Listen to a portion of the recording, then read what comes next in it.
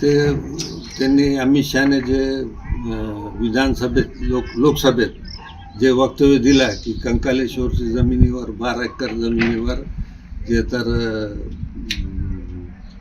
वक्फ बोर्डने ताबा घेतलेला आहे ते खोटं आहे. नेमकं काय पुरावे तुमच्याकडे आणि काय हा नेमका कुणाची प्रॉपर्टी आहे, काय ह्याची वस्तुस्थिती? ये मुनव्वर शाह खादरी दरगाह मुनव्वर शाह खादरी की वक्फ प्रॉपर्टी है और हम मज़ार हमीदा बानो की वक्फ प्रॉपर्टी है. आता कोणाच्या ताब्यात आहे आणि नेमकं या संपूर्ण प्रकरणामध्ये कंकालेश्वर मंदिराचा काय संबंध येतो? काही संबंध येत नाही. ही जी तुमच्या ताब्यात आता जमीन आहे ती कशा पद्धतीने तुमच्याकडे आली आणि ती वक्फ प्रॉपर्टी कशी झाली आहे, काय सांगायला याचा इतिहास काय नाही? ते त्याच दिवाणवाडा मस्जिदचं जे तर फिरोजशाह तुगलकने खरेदी करून जैन समाजाकडून खरेदी करून ते मुनव्वर शाह खादरी दर्ग्याला वक्फ केलेलं आहे सेवा इनामदेन म्हणून.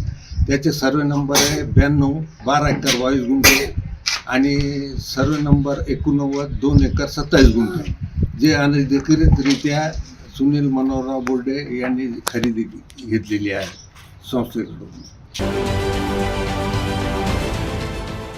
देश विदेशातील प्रत्येक घडामोडींचे लाईव्ह अपडेट मिळवण्यासाठी आता साम टीव्हीच्या सर्व सोशल मीडिया प्लॅटफॉर्मला लाईक, फॉलो आणि सबस्क्राईब करा.